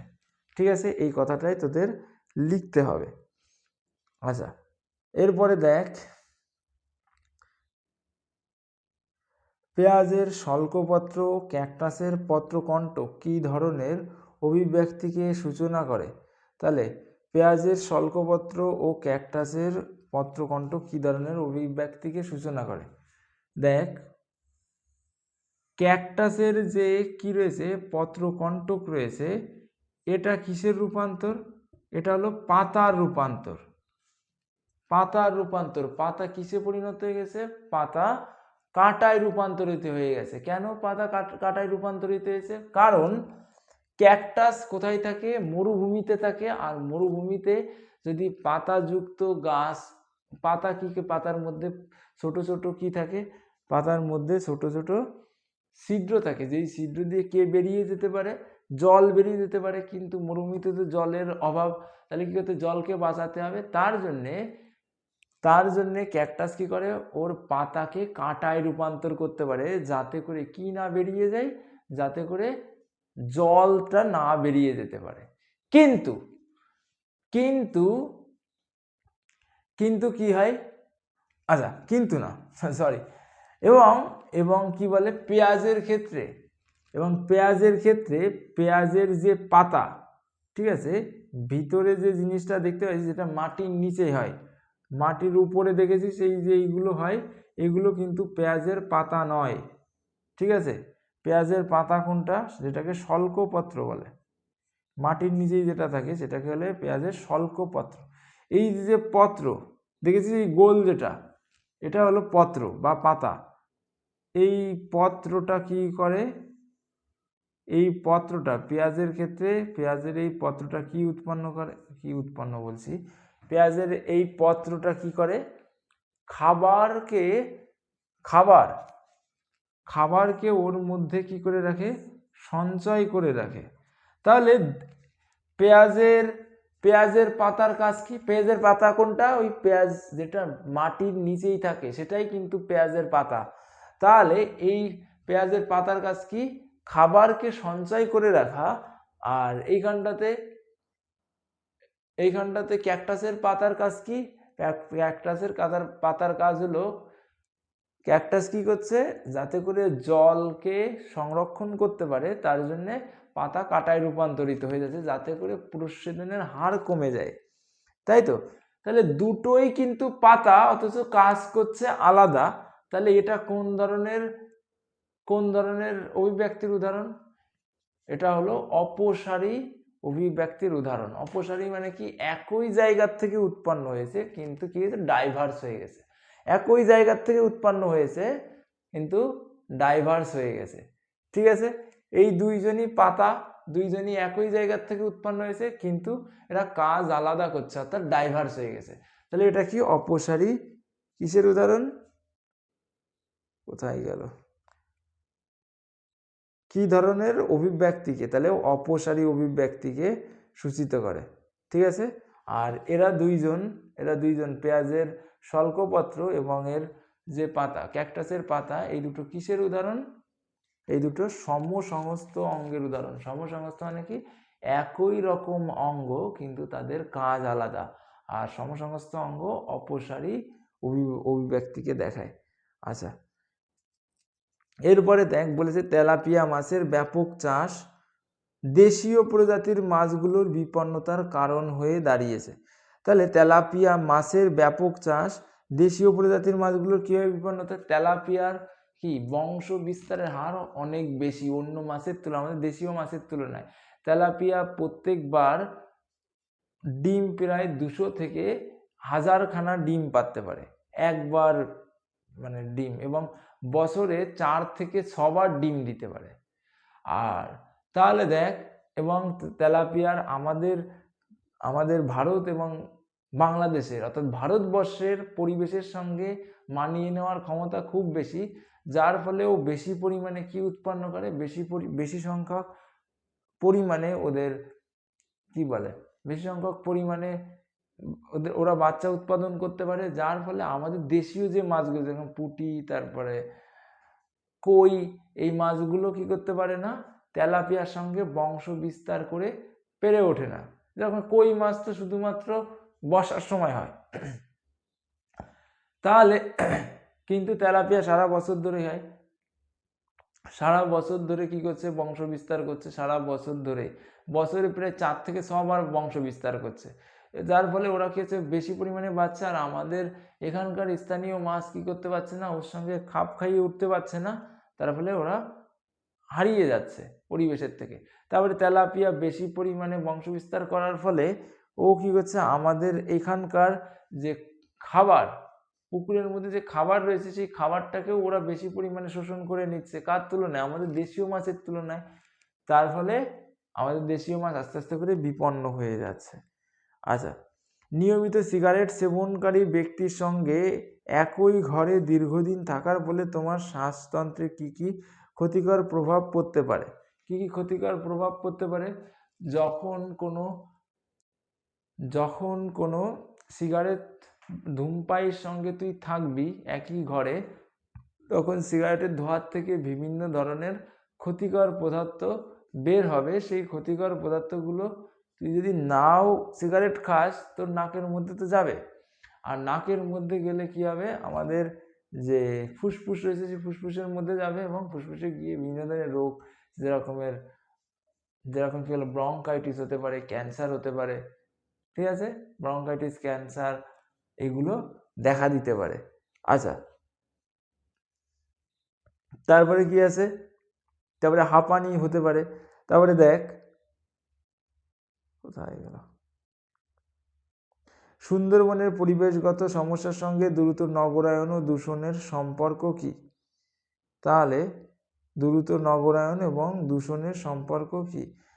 দ্রুত নগরায়নের ফলে সুন্দরবনে যেসব গাছপালা রয়েছে, বিশেষ করে সুন্দরী গাছ, সেই সুন্দরবনের গাছপালাকে ধ্বংস করে দেওয়া হচ্ছে। আর সুন্দরবনের গাছপালাকে ধ্বংস করে দেওয়ার ফলে সুন্দরবনে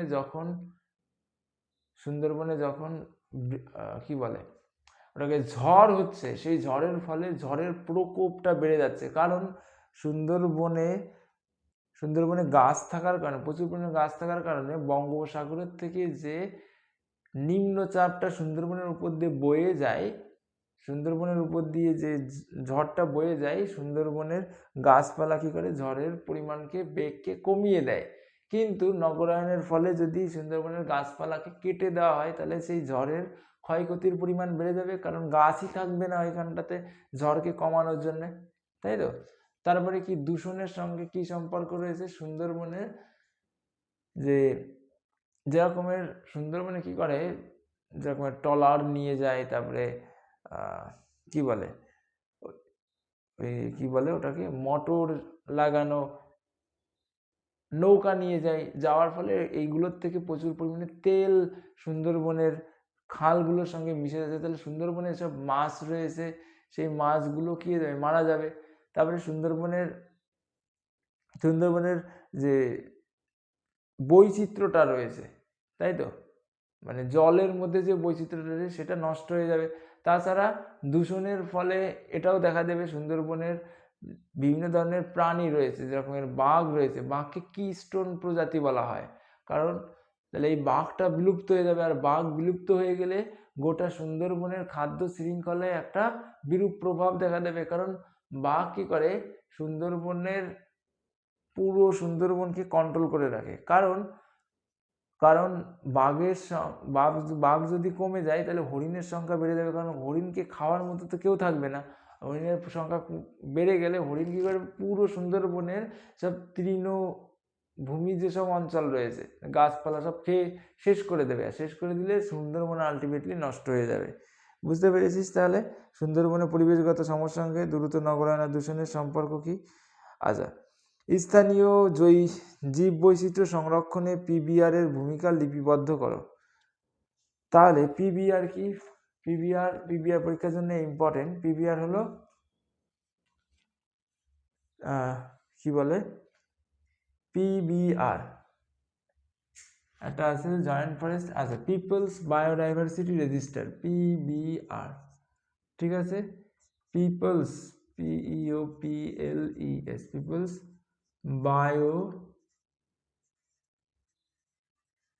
diversity, DIVRSITY, diversity register, RESISTER।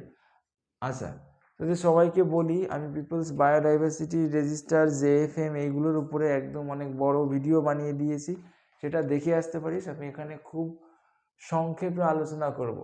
দেখ, পিবিআর মানে কি, পিপলস বায়োডাইভার্সিটি রেজিস্টার। পিপলস মানে কি, মানুষের বায়োডাইভার্সিটি মানে কি, জীব বৈচিত্র্য, আর রেজিস্টার মানে কি, রেজিস্টার খাতা, কোনো জিনিসকে সংরক্ষণ করা বা লিপিবদ্ধ করা। তাহলে মানুষের জীব বৈচিত্র্য সম্পর্কে যে জ্ঞানটা রয়েছে সেই জ্ঞানকে সংরক্ষণ করা। তাহলে যে কোনো মানুষের জ্ঞানকে সংরক্ষণ করলে তো হবে না, মনে কর আমার যে জ্ঞান রয়েছে সেই জ্ঞানকে সংরক্ষণ করলে তো হবে না, বা তোর যে জ্ঞানটা রয়েছে সেই জ্ঞানকে সংরক্ষণ করলে কি হবে, হবে না। কাদের জ্ঞানকে সংরক্ষণ করতে হবে? তাদের জ্ঞানকেই সংরক্ষণ করতে হবে যারা ওই পরিবেশে বা ওই বন্য পরিবেশে, কোনো পরিবেশে বাস করে, সেই জ্ঞানকে সংরক্ষণ করতে হবে। যেরকমের মনে কর তুই কি করলি, কোনো একটা বন অঞ্চলে গেলি, কোথাও ঘুরতে গেলি, যেমন আমি গেছিলাম ধোত্রেতে, ঠিক আছে, দার্জিলিংয়ে, ঠিক আছে, দার্জিলিং একটা গ্রাম, সেটার নাম হলো ধোত্রে। এবার সেই জায়গার যে মানুষগুলো রয়েছে সেই মানুষগুলোর কি আছে, ওখানকার ওই যে পাহাড়, ওই পাহাড়ে যেসব জীব বৈচিত্র্য রয়েছে, পাহাড়ে কোন ধরনের প্রাণী বসবাস করছে, কোন ধরনের প্রাণীর হ্যাবিটাট কেমন, কোন ধরনের প্রাণী সংখ্যা কমে যাচ্ছে, বা কোন গাছটার সংখ্যা এখন কমে যাচ্ছে, সেইগুলো সম্পর্কে কি জ্ঞান, অথবা সেই কোন গাছটা কোন ওষুধ তৈরিতে কাজে লাগে, এইগুলো সম্পর্কে তাদের যে জ্ঞান, সেই জ্ঞানটাকে সংরক্ষণ করে। যার তার জ্ঞানকে সংরক্ষণ করলে হবে না, যেই মানুষগুলো যেই পরিবেশে বাস করে সেই পরিবেশের জীব বৈচিত্র্যের উপরে সেই মানুষের যে জ্ঞান, সেই জিনিসটাকে কি করতে হবে, সংরক্ষণ করতে হবে। তখন যেটাকে বলা হবে পিপলস বায়োডাইভার্সিটি রেজিস্টার। এইবার পিপলস বায়োডাইভার্সিটি রেজিস্টারের মাধ্যমে আমরা কি করে জীব বৈচিত্র্য সংরক্ষণ করতে পারি, যদি কোনো জায়গায় কোনো প্রাণীর সংখ্যা কমে যায়, তখন কি করতে পারি, তখন আমরা ওই স্থানীয় মানুষদের জ্ঞানকে কাজে লাগিয়ে ওখানকার জীববৈচিত্র্যকে সংরক্ষণ করতে পারি। বা যদি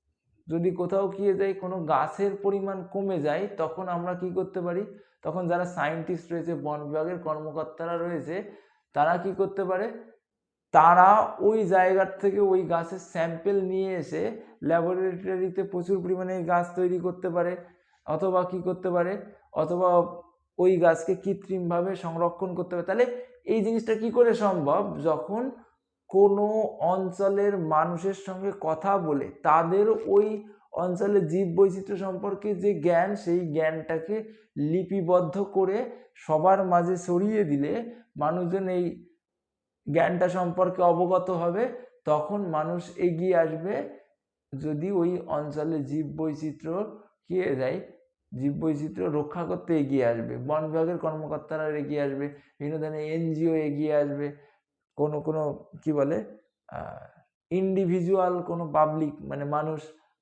স্বেচ্ছাসেবী দলরা এগিয়ে আসবে এগুলো। তাহলে এইগুলোর মাধ্যমে আমরা কি করতে পারি, পিবিআর এর মাধ্যমে জীববৈচিত্র্য সংরক্ষণ করতে। তাহলে তুই প্রশ্নটা কি করে লিখতে হবে, প্রথমে পিবিআর কথার অর্থ কি, পিপলস বায়োডাইভার্সিটি রেজিস্টার। আর পিপলস বায়োডাইভার্সিটি রেজিস্টার হলো কোনো একটা স্থানীয় অঞ্চলের মানুষের তাদের অঞ্চলের এবং তাদের জীববৈচিত্র্য সম্পর্কে যে জ্ঞান, সেই জ্ঞানকে সংরক্ষণ করাকে কি বলা হয়, পিপলস বায়োডাইভার্সিটি রেজিস্টার। তারপরে কি করে আমরা সংরক্ষণ করতে পারি একটাকেই বললাম, সেটাই তোদের লিখতে হবে। ঠিক আছে, আশা করি তোদের সবার এই লেকচারটা ভালো লেগেছে। তোদের সবাইকে এই পর্যন্ত দেখার জন্য ধন্যবাদ। All the best.